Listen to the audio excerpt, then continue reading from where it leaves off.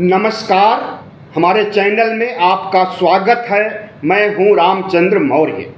साथियों, अगर आप पहली बार हमारे विश्लेषण का वीडियो देख रहे हैं तो चैनल को सब्सक्राइब कर लीजिए और शेयर भी कीजिए ताकि हमारी आवाज़ जन जन तक पहुंच सके। धन्यवाद। आज हम चर्चा करेंगे कि प्रधानमंत्री के कितने दुश्मन हैं और उसमें सबसे बड़ा दुश्मन कौन है। प्रधानमंत्री के रडार पर, या यूं कहें कि प्रधानमंत्री के तीर के निशाने पर कौन सबसे बड़े दुश्मन हैं। प्रधानमंत्री नरेंद्र मोदी के दुश्मनों की कमी नहीं है। वह पार्टी में भी हैं, पार्टी से बाहर भी हैं, विपक्ष में भी हैं, और सबसे बड़े दुश्मन तो जहाँ से भारतीय जनता पार्टी की गंगोत्री निकलती है, यानी आरएसएस, आजकल सबसे बड़ा दुश्मन प्रधानमंत्री नरेंद्र मोदी का बन गया है। वह आरएसएस जो हेडगेवार से लेकर के मोहन भागवत तक 99 वर्षों का कालखंड बिता चुका है, और उसका जो मुख्य एजेंडा था वह एजेंडा आज तक पूरा नहीं हो पाया है। इसलिए संघ नाराज है। नाराजगी का असली वजह यही है कि भारत को हिंदू राष्ट्र बनाने की दिशा में प्रधानमंत्री नरेंद्र मोदी ने पिछले 10 वर्षों में कोई सार्थक प्रयास नहीं किया। और राहुल गांधी भी भागवत से शायद बड़े दुश्मन हैं, क्योंकि राहुल गांधी विपक्ष के नेता तक पहुंच चुके हैं और अब उनकी निगाह प्रधानमंत्री के सिंहासन पर है। तो मोहन भागवत के बाद राहुल गांधी का नंबर आता है, जो कि प्रधानमंत्री नरेंद्र मोदी के सबसे बड़े दुश्मन हैं। अगर इन प्रधानमंत्री के जितने भी दुश्मन हैं उन्हें सियासी दुश्मन माना जाए तब तो गनीमत, लेकिन प्रधानमंत्री नरेंद्र मोदी इन्हें व्यक्तिगत दुश्मन मानने लगते हैं। और जब व्यक्तिगत दुश्मन मानने लगते हैं तब हर तरह का तीर चलाते हैं, तर्कस से निकालते हैं, सीबीआई, ईडी, आईटी का इस्तेमाल करते हैं और विपक्ष के नेताओं को गिरफ्तार कर लेते हैं। और उनके ऊपर कोई मुकदमा नहीं बनता है तब भी बना दिया जाता है, और अदालतें भले ही रिहा कर दें उन्हें, लेकिन 5-6 महीने तो जेल में डाले ही रहते हैं। प्रधानमंत्री नरेंद्र मोदी की नींव हिल रही है। सुप्रीम कोर्ट भी नींव हिलाने का काम कर रहा है। जब सुप्रीम कोर्ट ने ईडी को लताड़ लगाया कि ऐसे मुकदमे क्यों दर्ज किए जाते हैं जिसमें कोई गवाह नहीं होता है, कोई तथ्य नहीं होता है, कोई आरोप नहीं होता है, तो ऐसे क्यों गिरफ्तार किया जाता है, और क्यों विपक्ष प्रधानमंत्री नरेंद्र मोदी के निशाने पर तो रहता ही है, लेकिन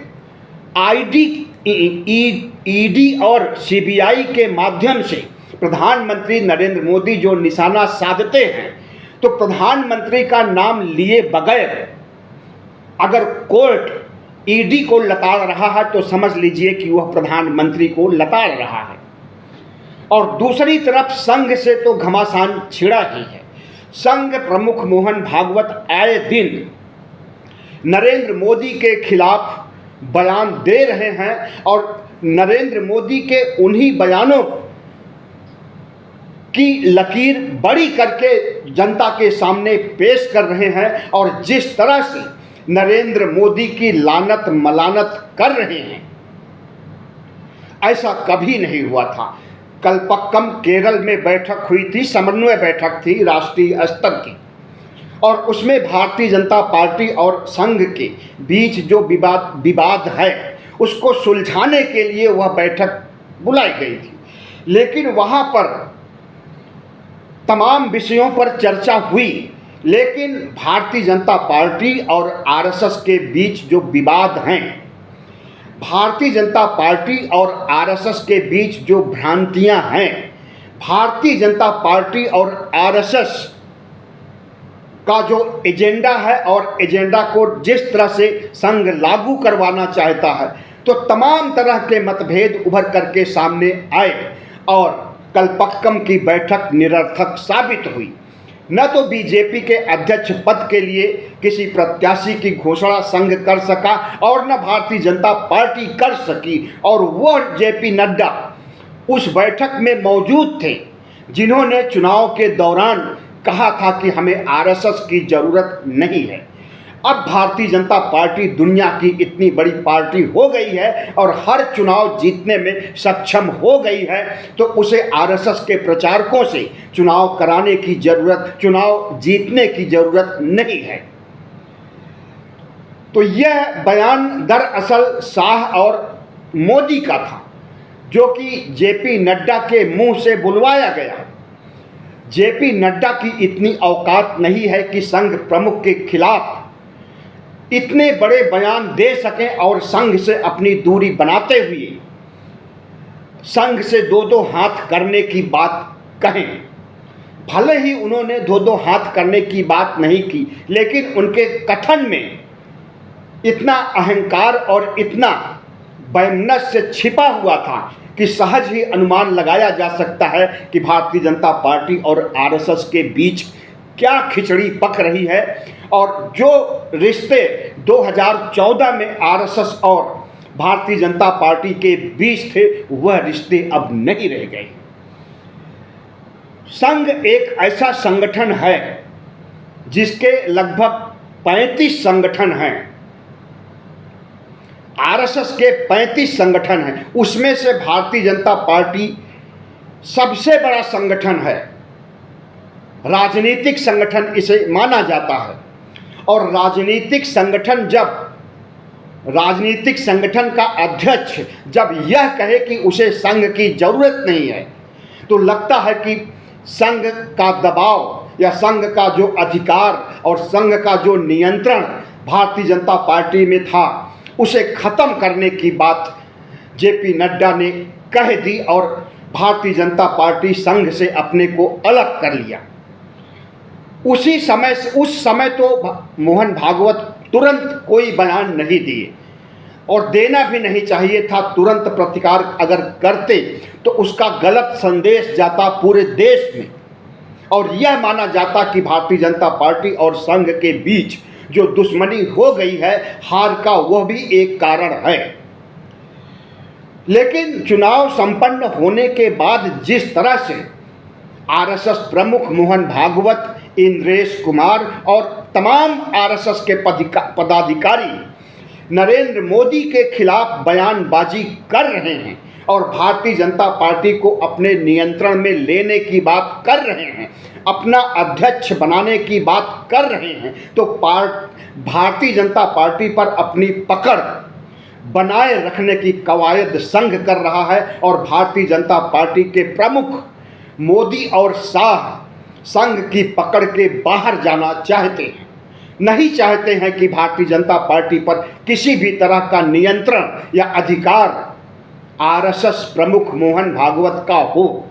जिस तरह से 2014 से 24 तक पार्टी में सिर्फ 2 नेता थे, बाकी सब तो मोहरे थे। नेता जरूर थे, लेकिन प्रधानमंत्री नरेंद्र मोदी ने अपने नेतृत्व के सामने, शाह की चाणक्य बुद्धि के सामने पार्टी के अंदर किसी को नेता सांसद समझा ही नहीं। यही वजह है कि पार्टी के अंदर भी नरेंद्र मोदी के दुश्मन हैं और पार्टी के बाहर तो हैं ही। पार्टी के बाहर जो दुश्मन हैं उसमें राहुल गांधी का नाम तो लिया ही जा सकता है। बाकी विपक्ष की जिन जिन राज्यों में सरकारें हैं, वहाँ के मुख्यमंत्री प्रधानमंत्री नरेंद्र मोदी के रडार पर हमेशा रहते। पश्चिम बंगाल में अभी जो कोलकाता में बलात्कार कांड हुआ था, तो उसके बहाने ऐसी स्थिति बना दी गई पश्चिम बंगाल में कि राष्ट्रपति शासन लगाने की बात कही जाने लगी। लेकिन ममता बनर्जी ने जिस तरह से नरेंद्र मोदी का सामना किया और नरेंद्र मोदी द्वारा चलाए गए हर तीर को वापस लौटा दिया, यह ममता बनर्जी की ताकत है कि वह बंगाल की शेरनी मानी जाती हैं और उन शेरनी के ऊपर नरेंद्र मोदी के तर्कस का कोई भी तीर काम नहीं आया। और ऐसी परिस्थितियां ममता बनर्जी ने खड़ी कर दी कि राष्ट्रपति शासन लगाने की बात कहीं दब गई। इसी तरह से नरेंद्र मोदी के दुश्मन में स्टालिन भी आते हैं, केरल के मुख्यमंत्री भी आते हैं, तेलंगाना के भी मुख्यमंत्री आते हैं, और विपक्ष के नेता जो कि अखिलेश यादव तो नहीं हैं इनकी पार्टी, लेकिन इनकी पार्टी तीसरे नंबर की राष्ट्रीय पार्टी हो गई है। 37 सीटें लोकसभा की सीटें लेकर के जिस तरह से उत्तर प्रदेश से अखिलेश यादव संसद पहुंचे हैं, तो नरेंद्र मोदी के पार्टी की बड़ी हार होती है, इसलिए वह भी दुश्मनों की फेहरिस्त में शामिल हो गए हैं और अखिलेश यादव के ऊपर भी आए दिन निशाना साधते रहते हैं प्रधानमंत्री नरेंद्र मोदी। इसी तरह से चुनाव के दौरान सीधे से ललकारा था प्रधानमंत्री नरेंद्र मोदी ने तेजस्वी यादव को, कहा था कि चुनाव प्रचार कर लीजिए जब तक चुनाव संपन्न नहीं होता है, हवाई जहाज में हेलीकॉप्टर में उड़ लीजिए तब तक जब तक चुनाव संपन्न नहीं हो जाता है, चुनाव संपन्न होने के बाद देख लेंगे।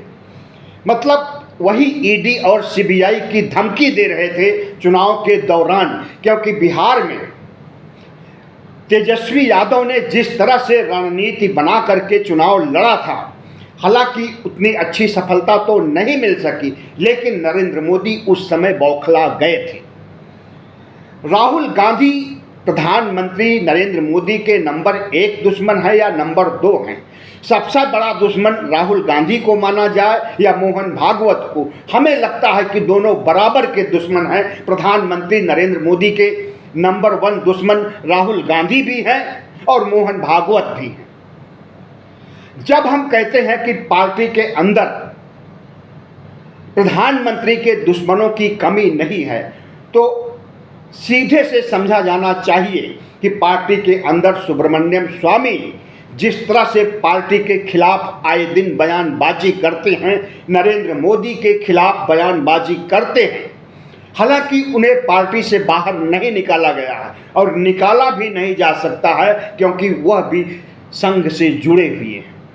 इसी तरह से वरुण गांधी, मेनका गांधी और तमाम नेता ऐसे हैं जो मुंह बंद किए रहते हैं, लेकिन प्रधानमंत्री नरेंद्र मोदी के खिलाफ उनके मन में हमेशा कुछ न कुछ चलता रहता है। प्रधानमंत्री नरेंद्र मोदी के मंत्रिमंडल में जो पहले सदस्य थे उसमें से अधिकांश को निकाल दिया गया है और वे भी प्रधानमंत्री नरेंद्र मोदी के खिलाफ लामबंद होने और नितिन गडकरी से संपर्क बनाए हुए हैं। अगर माना जाए कि पार्टी के अंदर नरेंद्र मोदी का सबसे बड़ा दुश्मन कौन है, तो नितिन गडकरी का नाम लिया जा सकता है, जो कि मंत्रिमंडल में होने के बावजूद प्रधानमंत्री नरेंद्र मोदी को आए दिन घेरते रहते हैं। और जिस तरह से संघ का हाथ नितिन गडकरी के सिर पर या कंधे पर है, उसकी वजह से प्रधानमंत्री नरेंद्र मोदी नंबर 1 नहीं तो नंबर 2 दुश्मन नितिन गडकरी को आज से नहीं, लगभग 2014 से ही मानते आ रहे हैं। और जब 2014 में मंत्रिमंडल बनता है तो कई विभागों की जिम्मेदारी नितिन गडकरी को दी गई थी और अंत में वह सड़क और परिवहन मंत्री तक ही रह जाते हैं और आज भी केंद्रीय सड़क और परिवहन मंत्री भी। तो इस तरह से अगर देखा जाए तो प्रधानमंत्री नरेंद्र मोदी की पार्टी भारतीय जनता पार्टी के अंदर जितने भी प्रधानमंत्री नरेंद्र मोदी के खिलाफ हैं वे सभी नितिन गडकरी के साथ गोलबंद हैं और प्रधानमंत्री को पता है। पता कैसे है? पेगासस होगा या पेगासस की तरह कोई अन्य सॉफ्टवेयर आ गया होगा जिससे कि जासूसी होती रहती है। इसलिए विपक्ष की गतिविधियां, पार्टी के अंदर की गतिविधियां, संघ के अंदर की गतिविधियों की सूचना नरेंद्र मोदी को हमेशा मिलती रहती है और संघ प्रमुख को तो पता नहीं कि दंड दिया गया या पुरस्कार दिया गया। संघ प्रमुख खुद नहीं समझ पा रहे हैं कि उनकी सिक्योरिटी क्यों बढ़ा दी गई। Y+ सिक्योरिटी पहले से मिली हुई थी, जो अपने आप में काफ़ी थी मोहन भागवत की सुरक्षा के लिए, लेकिन पिछले दिनों उन्हें ASL सिक्योरिटी दे दी गई, जो कि राष्ट्रपति, प्रधानमंत्री और विपक्ष के लोकसभा अध्यक्ष को ही मिलती है। और जब इतनी बड़ी सिक्योरिटी दी गई तो मोहन भागवत के कान खड़े हो गए और उन्हें लगा कि अब उनकी जासूसी के लिए, उन पर नज़र रखने के लिए इतनी बड़ी सिक्योरिटी बढ़ाई गई है। 24 घंटे मोहन भागवत क्या कहते हैं, क्या सोचते हैं, फ़ोन पर क्या बात करते हैं, किसी से मिलने पर क्या बात करते हैं, इस पर निगरानी रखने के लिए सिक्योरिटी बढ़ाई गई। और इसी तरह से शरद पवार की भी सिक्योरिटी बढ़ाई गई। और शरद पवार ने तो खुल करके हमला किया प्रधानमंत्री नरेंद्र मोदी पर कि हमारी जासूसी, हमारे ऊपर निगरानी रखने के लिए पेगासस के अलावा सिक्योरिटी को भी जिम्मेदारी सौंप दी गई है, जिसे हम बर्दाश्त नहीं करेंगे। नहीं चाहिए हमें कोई सिक्योरिटी, हमारे जान का दुश्मन कोई नहीं है। महाराष्ट्र की जनता हमारे साथ है और जब जनता हमारे साथ है तो हमें सिक्योरिटी की, ज़्यादा सिक्योरिटी की ज़रूरत नहीं है। राहुल गांधी के ऊपर 24 से अधिक मुकदमे दर्ज किए गए हैं और इसमें ज़्यादातर मुकदमे RSS के खिलाफ बोलने, सावरकर के खिलाफ बोलने, नरेंद्र मोदी के खिलाफ बोलने, शाह के खिलाफ बोलने, इन्हीं बिंदुओं को लेकर के राहुल गांधी के ऊपर 24 से अधिक मुकदमे पूरे देश में दर्ज किए गए हैं। और उन मुकदमों की सुनवाई आए दिन होती रहती है और राहुल गांधी को जाना पड़ता है। किस दिन राहुल गांधी के मुकदमों की फेहरिस्त को और बढ़ा दिया जाए या किसी मुकदमे को पकड़ करके उसकी लकीर को इतना बड़ा कर दिया जाए कि राहुल गांधी को गिरफ्तार करने तक की नौबत आ सकती है, प्रधानमंत्री हिचकेंगे नहीं। अगर थोड़ा से भी कोई लूज पॉइंट राहुल गांधी का मिलता है तो राहुल गांधी सीधे सीखचों के पीछे होंगे जेल के। भले ही वो नेता विपक्ष हैं, भले ही उनका कद बढ़ गया है, भले ही उनका कद नरेंद्र मोदी के समानांतर हो गया है और निकट भविष्य में नरेंद्र मोदी से भी ज़्यादा उनकी लोकप्रियता होने की संभावना है। जितने भी सर्वे और आंकड़े निकल करके सामने आ रहे हैं उसमें राहुल गांधी के कद को बढ़ाने की बढ़त दिखाई जा रही है, चाहे वो CSDS के हों और चाहे वो दूसरे सर्वे हों। तमाम सर्वे होते रहते हैं आए दिन। लगभग सभी सर्वे चीख चीख करके कह रहे हैं कि राहुल गांधी की लोकप्रियता बढ़ रही है और नरेंद्र मोदी की लोकप्रियता घट रही है। तो नरेंद्र मोदी की लोकप्रियता क्यों घट रही है, राहुल की क्यों बढ़ रही है, इसे आप अच्छी तरह से समझ रहे होंगे कि पिछले 10 सालों में नरेंद्र मोदी ने जिस तरह ठसक के साथ, अहंकार के साथ राज किया और जनता कितना दुखी हुई। कोरोना काल से लेकर के महंगाई और बेरोजगारी का आलम पिछले 45 सालों से कहीं ज़्यादा, कई गुना था और नरेंद्र मोदी भारत की छवि इस रूप में पेश करते रहे हैं और आज भी पेश करते हैं। चुनाव के दौरान उन्होंने कहा था कि अगर भारत को तीसरी इकोनॉमी बनाना है, भारत को विकसित राष्ट्र बनाना है, तो ये मोदी की गारंटी है कि हम विकसित राष्ट्र भी बनाएंगे और दुनिया की तीसरी इकोनॉमी भी बनाएंगे। विकसित राष्ट्र बनने के लिए अभी 23 साल हैं।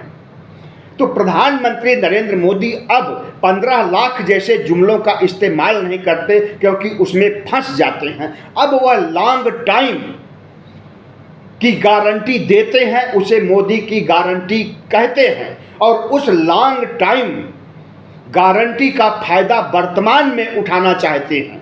भविष्य में जो करेंगे अभी किया नहीं है, करने की घोषणा कर दिए हैं, उस समय तक प्रधानमंत्री रहेंगे, प्रधानमंत्री के पद पर, या दुनिया में रहेंगे या नहीं रहेंगे 2047 तक।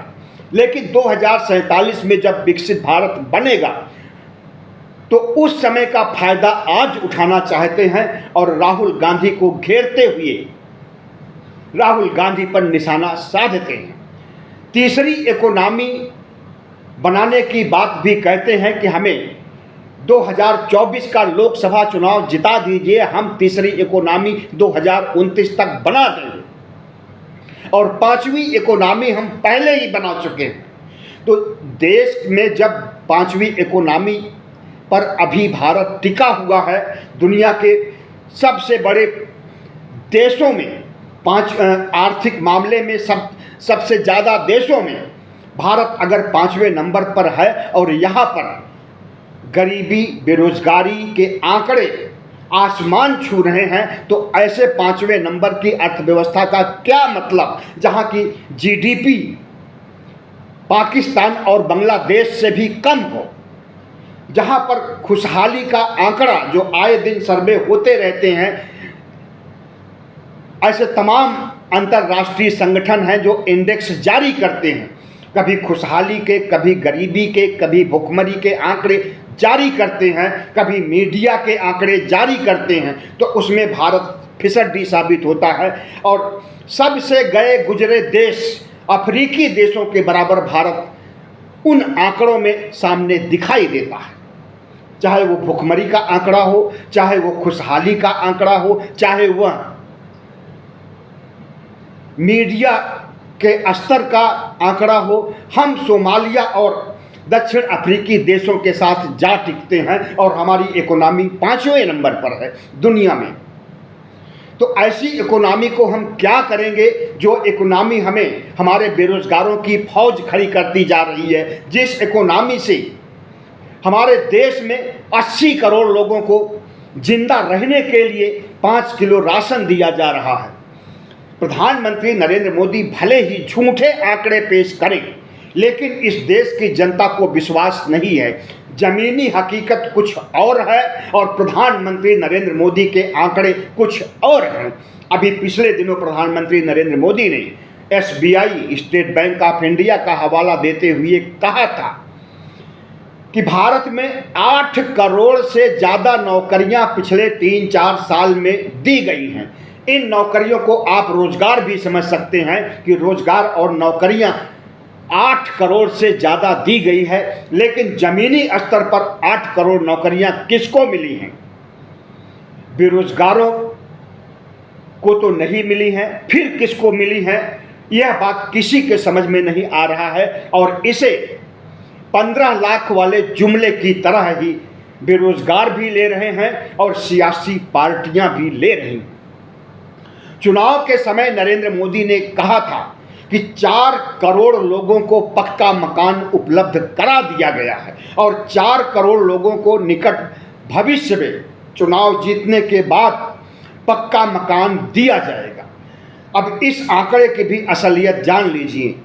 वित्त मंत्री निर्मला सीतारमण संसद में कहती हैं कि 3 करोड़ लोगों को पक्का मकान उपलब्ध कराया गया है। नरेंद्र मोदी चुनाव प्रचार के दौरान कहते हैं कि 4 करोड़ लोगों को पक्का मकान मुहैया किया गया है, और भारतीय जनता पार्टी के प्रवक्ता तमाम टीवी चैनलों में डिबेट के दौरान कहते हैं कि 5 करोड़ लोगों को पक्का मकान उपलब्ध कराया गया है। तो कौन सा आंकड़ा सही माना जाए? निर्मला सीतारमण का जो कि 3 करोड़ कह रही हैं, या प्रधानमंत्री का जो 4 करोड़ कह रहे हैं, या प्रवक्ताओं का आंकड़ा जो 5 करोड़ कह रहे हैं? तो इस तरह से भारतीय जनता पार्टी का झूठ जनता खुद पकड़ लेती है, और जब जमीनी स्तर पर काम नहीं हुआ है तो इसे बढ़ा चढ़ाकर बताने पर नरेंद्र मोदी की ही भद्द पिटती है।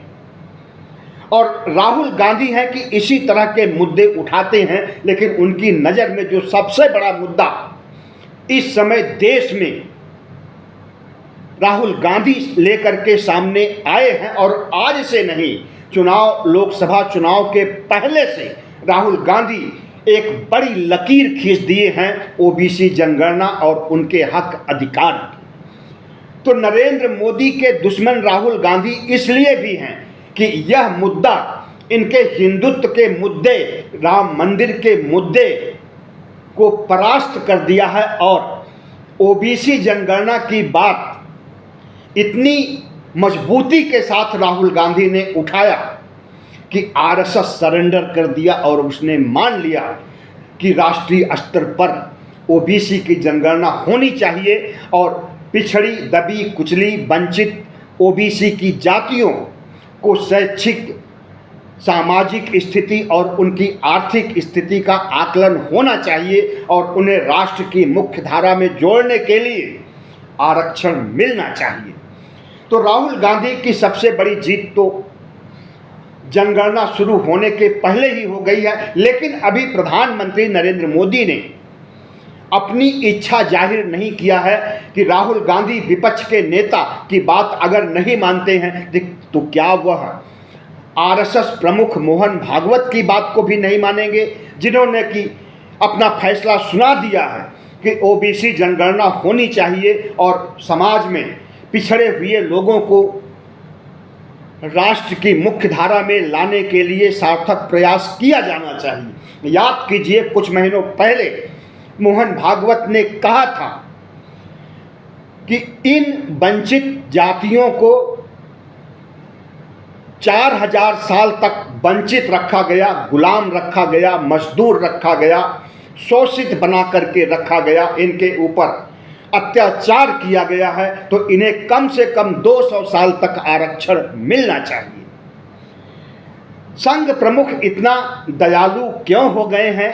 क्योंकि उन्हें पता है कि अब हिंदुत्व का मुद्दा नहीं चलेगा, क्योंकि ओबीसी, एससी, एसटी जाग चुका है और जब हिंदुत्व का मुद्दा चलता था तो उसका फायदा उठा करके भारतीय जनता पार्टी ने सरकार बना ली।